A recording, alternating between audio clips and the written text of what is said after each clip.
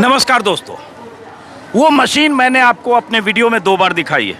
क्या है वो मशीन, आपको याद है? स्टीम बॉयलर, जिसमें स्टीम के ज़रिए जो नीचे बड़ी बड़ी कढ़ाइयाँ हैं उसमें खाना बनता है। लेकिन आज उसी लंगर में मैं दोबारा क्यों पहुँचा हूँ? ये गुरदासपुर के गुरुद्वारा का लंगर है। आज यहाँ फिर एक नई मशीन वहीं उसी मशीन के सामने दिखी। ये रोटी बनाने वाली मशीन है। ये मशीन भी मैंने आपको किसी और लंगर की दिखाई है, लेकिन इस मशीन में कुछ अलग लगा, इसलिए मुझे लगा ये भी दिखाऊं। तो इस लंगर के जो मुखिया हैं, जिनके सौजन्य से लंगर चल रहा है, गुरुद्वारे के मुखिया हैं, पहले उनसे परिचय कराता हूं और उसके बाद इस मशीन में कैसे रोटी, यहाँ ये आटा गूंथने से लेकर और यहाँ ये गरम गरम ये फूली हुई रोटियां निकलने तक। ऐसी रोटी आमतौर पर घर में बनती है जब कोई गृहिणी या कोई खाना बनाने वाला, कोई कुक प्रॉपर ढंग से रोटी बेलकर पकाता है। तो ये फूली हुई रोटियां यहाँ निकल रही है। ये पूरा सिलसिला बताऊं उससे पहले मैं बाबा जी से परिचय कराऊं आपका। तरनजीत सिंह। हाँ जी। और गुरुद्वारे का नाम क्या है? गुरुद्वारा तप स्थान संत बाबा हजारा सिंह। हमारा गांव है निक्के कुमन गुरदासपुर, और हमारे जो मुखी हैं बाबा अमरीक सिंह जी, उनकी देखरेख में हम यहाँ लंगर चला रहे हैं जी। तो अब ये जरा मशीन के बारे में बताएं फिर से। बहुत सारे लोग गौर से सुनिएगा, कितना दिलचस्प है। घर में रोटी बनाते हुए कितनी मशक्क़त होती है और यहाँ रोटियाँ कैसे छप रही है। जैसे मशीन से नोट छपते हैं वैसे मशीन से रोटियां छप रही है, और वो भी फूली हुई रोटियां। और घर में भी कई बार हम जैसे लोग रोटी अगर कभी बनाते हैं तो 10 में 8 फूलती है, 4 फूलती है, 4 नहीं फूलती है। यहाँ हर रोटी फूल कर निकल रही है। कैसे, ये देखिए। ये आटा गूंदने वाली मशीन है। यहाँ हम सूखा आटा और पानी डाल के इसको आटे को गूंद कर फिर हम उस मशीन में, बड़ी वाली मशीन में डालते हैं। तो ये जैसे इसका वक्त बताइए कि कितने मिनट में कितना आटा इसमें गूंथा जाता है? इतने हमने अंदाज़ा नहीं लगाते, हम जितना ज़रूरत होती है आटा डाल के फिर पानी डाल के। तो जैसे एक बार में 8-10 किलो आटा इसमें, हाँ, इतना हो जाता है। तो इसको हम उठाकर उसमें डालते हैं, फिर इसको गूंदने लग जाते हैं। लगातार कंटिन्यूस चलता रहता है ये। तो बड़ा दिलचस्प है। इसके नीचे कुछ रोटेशन करने वाली चीज़ है जिससे आटा ये साना जा रहा है। जैसे बिहार में हम लोग बोलते हैं आटा सानना, आटा गूंथा जा रहा है। और उसके बाद अब ये आटे का इस्तेमाल उधर होता है। आप आइए बाबा जी और दिखाइए।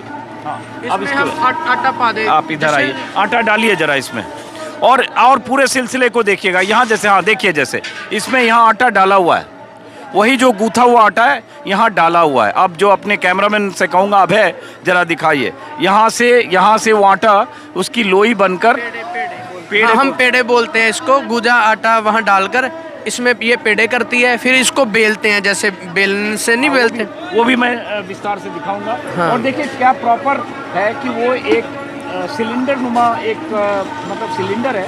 उस सिलेंडर से उतना ही आटा निकलता है जिससे वो आटे की लोई जैसा बने। और ऊपर एक कटिंग करने के लिए एक ऑटोमेटिक लगा हुआ है, उसका कुछ फिक्स होगा, टाइमिंग फिक्स होगा, जिससे उतना सिलेंडर से आटा निकले एक रोटी के बराबर। और उसके बाद कट करता है और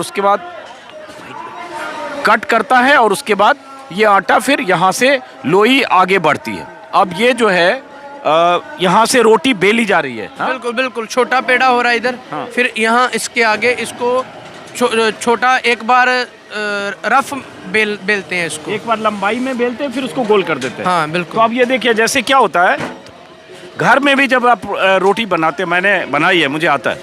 तो रोटी जब बनाते हैं तो एक उठाऊंगा इसमें मैं दिखाने के लिए। तो पहली बार जब आप बेलते हैं तो ऐसे रोटी बेली जाती है पहली बार में। तो एक बार ऐसे रोटी निकली यहाँ से, ये जा रही है, और वो रोटी वहाँ गिरी। अब वो मैंने रख दिया ऐसे उल्टी हुई, और वो दूसरी बार ये फिर बेलन है, और उसके बाद उसको एक बार ऐसे और एक बार ऐसे, और ये रोटी गोल हो गई। अब ये गोल रोटी यहाँ से निकल रही है। अब ये तवे का काम, ये बर्नर है, यहाँ तवे का काम है। इसके नीचे गैस चूल्हा है, क्या है? ये सिलेंडर से चलती है, बिजली से चलती है, और इधर सिलेंडर लगा हुआ है, उसको आग। तो ये 2-3 लेयर घूमते खोलते हैं। जरा खोल के जरा दिखाइए। तो ये तवा है, इसमें तवा पर रोटी सेकी जा रही है। ये देखो नीचे बर्नर, और ये देखिए नीचे ये सिलेंडर है, इससे नीचे आग जल रही है। रोटी का इसमें लेयर जा रहा होगा, पहले रोटी घूम के आ रही है, देखिए वहाँ जा रही है। उससे क्या हो रहा है कि एक लेयर रोटी का ऐसे जा रहा है, और वो जब घूमती है, जैसे आप ब्रेड जब पकाते हैं, जब टोस्ट करते हैं, तो भी कई बार आपको दिखेगा ऐसे रोटेशन। तो ऐसे प्लेन रोटी गई, उसके बाद ऐसे घूम के गिरी तो दूसरी तरफ से फिर रोटी की सिकाई वही हुआ। देखो नीचे से फूलती है ना रोटी सबसे लास्ट में। नीचे देखिए कितना दिलचस्प है, ये देखिए। तो ये 4 लेयर, 4 बार रोटी घूम रही है, 4 बार घूम रही है शायद। हाँ बिल्कुल 4 बार घूम रही है और वहां पर रोटी फूल रही है। उसके लिए सीधे फ्लेम है, सीधे आग है, उससे वहां रोटी फूल कर बाहर निकल रही है। सब कुछ ऑटोमेटिक है, टोटल ऑटोमेटिक। 4 बार रोटी ऐसे घूमती है और आखिरी में सिलेंडर की आंच कहें सीधे फ्लेम, जैसे घर में भी आप गैस चूल्हे पर अगर रोटियां बनाते हैं तो रोटी आधी जब पक जाती है तो आप सीधे कई बार तवा हटाकर सीधे गैस पर रखते हैं, वही इसका सिस्टम है। और वो फूली हुई रोटी यहाँ ऐसे ये देखिए निकल रही है। हर रोटी प्रॉपर ढंग से फूली हुई है। तो ये बाबा जी ये बता सकते हैं जैसे मैंने कहा शुरू में कि जैसे नोट छपता है वैसे रोटियां छप रही है, तो 1 घंटे में कितनी रोटियां बनती हैं? 1 घंटे में 2600 से लेकर, क्योंकि कभी थोड़ा स्पीड से चलती है, कभी थोड़ा पूरी एग्जैक्ट गिनती नहीं, 2600 से लेकर 2500-3000 तक रोटी जो है 1 घंटे में। 1 क्विंटल आटा जो है ये मशीन पकाती है। 1 क्विंटल आटा 1 घंटे में और लगभग 2600 से 3000 रोटियां एक। और हम इसका 2 इस्तेमाल करते हैं इस मशीन का भी। इस जो सुबह 8 बजे से लेकर 12 बजे तक हम इसका सिर्फ 1 सेगमेंट, ये सेगमेंट बरतते हैं, यूज़ करते हैं। ये सेगमेंट हम 12 बजे से बाद यूज़ करते हैं। मतलब समझाइए। उसका मतलब ये कि हम पूड़ियाँ बनाते हैं सुबह, तो बेला हुआ आटा इसमें मैदा हम मिक्स करके सुबह पूड़ियाँ चलती हैं। ये यहाँ से हम जो पेड़े हैं उठा लेते हैं और उन पेड़ों को हम जो है कढ़ाई में डालकर तेल में सुबह पूड़ी बनती है और शाम में वो हमारी खुद की वो इन्वेंट की हुई। हाँ इन्वेंट किया है हमारे सेवादारों ने। मतलब आधी मशीन का इस्तेमाल हुआ तो पूरी बन गई। हाँ। और पूरे रोटेशन में आया तो वो ऐसे पूरी रोटी बन गई। बिल्कुल बिल्कुल। तो बहुत दिलचस्प है। तो ये मशीन आपके लंगर में जैसे गुरदासपुर में कब से है? ये हमें 6 साल हो गए। 6 साल। तो ये कहाँ से आपने कहीं? इससे बड़ी है जो हमारे गुरुद्वारे में है ना। हाँ। वो इससे ज़्यादा बड़ी है। उसमें तो 4-5 क्विंटल आटा जो है उसके जैसे इसका एक ही है ना वो काटने वाला, उसके 2-2 3-3 है। एक साथ 3-3 हाँ काटते हैं। 3-3 पेड़े होते हैं। तो ये जो है जैसे मशीन कहीं से बनी है, चंडीगढ़ वगैरह या? ये चंडीगढ़, ये देखो अच्छा कलसी मशीन टूल्स है जो मोहाली की बनी हुई मशीन है। तो ये सब पंजाब में ही सब इतना क्यों है? हमारे वीडियो में भी बहुत सारे लोग देख रहे हैं, कभी ये सोचा ही नहीं है ऐसी मशीनें ऐसी, और एक नहीं बहुत जगह बहुत गुरुद्वारों में। क्योंकि लंगर की जो प्रथा है ना वो पंजाब से ही आती है, गुरु नानक से आती है। तो इसलिए हमारे उधर गुरुद्वारे बहुत है, लंगर बहुत है, बड़ी तादाद में संगत गुरुद्वारों में आती है, सेवा करती है और लोग वहाँ नमस्कार करने आते हैं। तो इसलिए ज़्यादा इन्वेंट करके वो चीज़ें जो आवश्यकता आविष्कार की जननी जैसे कहते हैं, वैसे वो आवश्यकता के हिसाब से वो चीज़ें बिल्कुल हमारे, क्योंकि इन चीज़ों की ज़रूरत ज़्यादा लगती है। हम सेवा भी करते हैं, किसी और को भी खिलाते हैं तो ज़्यादा लगता है। समागम होते रहते हैं हमारे उधर, लाखों में संगत आती है, तो इसलिए हमें मशीनों का सहारा लेना पड़ता है। कम मैन पावर से कम समय में ज़्यादा काम हो जाता है। हमारे उधर 2 मशीनें भी चलती हैं संडे के संडे, और साथ में जो बीबियाँ बैठकर, औरतें बैठकर वो लो पर भी प्रसादे पकाती हैं। सारा सिस्टम साथ में चलता है। ये जैसे अब जब यहाँ आपने ये लंगर लगाया और वो मशीन भी आप ले आए वहाँ से गुरदासपुर से, ये मशीन भी ले आए, तो वहाँ अब लंगर बंद होगा? नहीं, अभी भी लगातार लंगर। आज एतवार है, संडे है, रविवार, तो उधर आज भी हज़ारों लाखों में जो संगत है वो जाती है, हज़ारों संगत वहाँ भी जा रही है। तो वो सिस्टम उधर चल रहा है। हमारी एक टीम जो है इधर हम आए हुए हैं 30 तारीख से, तो यहाँ हम बीबियाँ जो औरतें नहीं लेकर आए साथ में, सभी जो हैं जेंट्स आए हैं। तो उसके कारण हमें मशीनों का ज़्यादा उपयोग करना पड़ रहा है यहाँ, तो जो बीबियाँ भी, औरतें भी हैं, वो भी काम करती हैं। तो हम इसके साथ ये सब कर। चलिए बहुत बहुत शुक्रिया बाबा जी ने हमें यहाँ के बारे में बताया। और एक चीज़ और, मैं चूँकि 32-34 दिन से मैं भी आ रहा हूँ और बहुत मुरीद हो गया हूँ मैं, जिस ढंग से यहाँ लंगर, जिस ढंग से सेवा, सिर्फ लंगर ही नहीं, किसी भी चीज़ में कोई भी ज़रूरत का सामान किसी को चाहिए, या जो एक फीलिंग है जिस ढंग से सामने वाले के काम आने का, ये फीलिंग बहुत मायने रखती है। तो बहुत सारे लोगों को देखता हूँ इंडिविजुअल लेवल पर भी कुछ चीज़ें बांटते हुए दिखते हैं। तो आप लोगों को भी लंगर में अगर इतना रोज़ खाना बन रहा है, चाहे यहाँ चाहे वहाँ गुरुद्वारे में या ऐसे देश दुनिया में, तो इसके लिए बहुत सारे लोग देते होंगे अनाज, दान, या जो। मैं आपको ना क्या तरीका, मेरे मन में भी यही था कि आप ये सवाल पूछें। अभी ना किसी पत्रकार ने एक नौजवान को हमारे पूछा, आपकी फंडिंग कहाँ से आ रही है? तो उसने बोला, फंडिंग शब्द थोड़ा सा आपको मैं बताता हूँ हैरान करने वाली बात। उसने बोला कि हमारी फंडिंग है जो पाकिस्तान से आ रही है, यही सरकार सुनना चाहती है। तो फंडिंग जो है हमारी पाकिस्तान से आ रही है। तो पत्रकार बहुत हैरान हो गया कि पाकिस्तान से कैसे आ रही है। तो उसने बोला कि गुरु नानक ने राय पोए की तलवंडी पाकिस्तान में है, ननकाना साहब में। वहाँ गुरु नानक के पिता ने गुरु नानक को 20 रुपये दिए कि कोई सच्चा व्यापार करके आओ। तो ये 20 रुपये का फंड गुरु नानक के टाइम से उसका अभी इंटरेस्ट चल रहा है। ये फंडिंग जो है ना, गुरु नानक ने वहाँ ये जो इन्वेस्टमेंट की थी, आज भी जो फंडिंग है वो वहाँ से आ रही है। जो हमें इंस्पिरेशन मिलती है, मोटिवेशन मिलती है, वो वहाँ से मिलती है जो गुरु नानक ने तब फंडिंग की थी 20 रुपये की, जो आज तक ख़त्म नहीं हुए। और जब तक ये दुनिया रहेगी, ये सिख लोग रहेंगे, तब तक ये जो है लंगर चलता रहेगा। और एक हैरान करने की बात है, कल रात को ना दिल्ली से एक छोटी सी बच्ची, मैं आपको मिलवाता हूँ उससे, वो एक बैनर लेके आई बना के, पेपर पे लिख के, I support farmers and I am funding for farmers.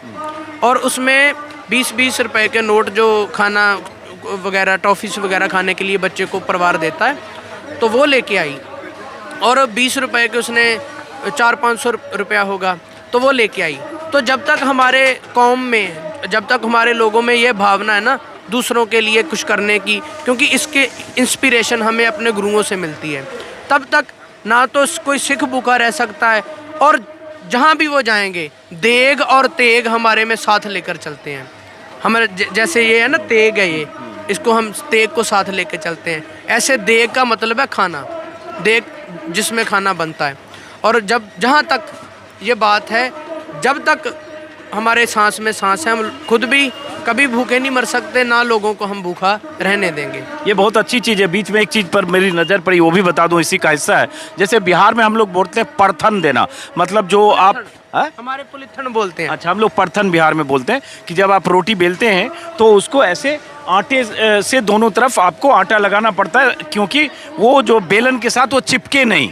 तो वहाँ यही इंतज़ाम है दोनों में। चूँकि ये बेलन का काम कर रहा है, ये जो सिलेंडर है, तो इसमें आटा उसके ऊपर लगातार जा रहा है, और वो जो वहाँ से नीचे लग रहा है, जिसको ये पेड़े बोल रहे हैं, बिहार में हम लोग लोई बोलते, और वो उसके बाद उस पर आटा ये ऊपर से नीचे से लगातार गिर रहा है, यहाँ से सूखा आटा, और उसके बाद उसी से रोटी बेली जा रही है। और उसके बाद जो आपको प्रक्रिया आगे की मैंने बताया। बहुत बहुत शुक्रिया आपका बाबा जी, आपने बताया। आपका जी आया नु, आप हमारे पास आए तीसरी दफ़ा, आपने दुनिया तक हमारी बात पहुंचाई, आपका बहुत बहुत धन्यवाद। बहुत बहुत शुक्रिया। तो फिर मुलाकात होगी दोस्तों किसी और वीडियो में।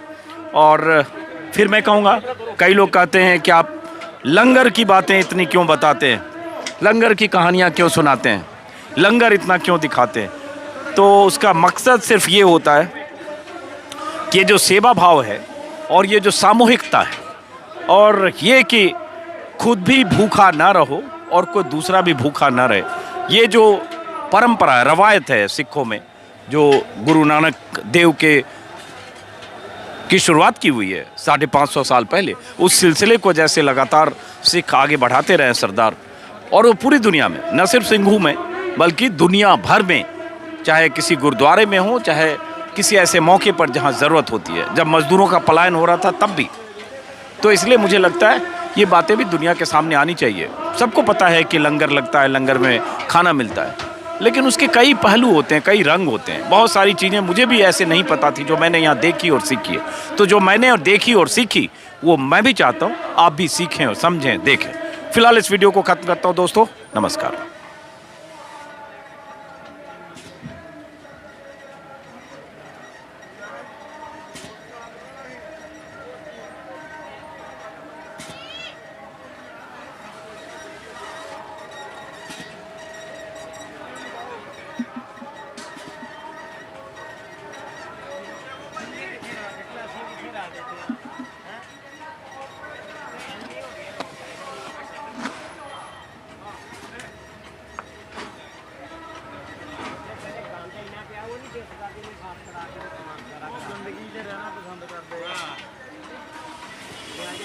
करके रास्ते सारे था तो बड़े हो गए। तार सकता है तवे में।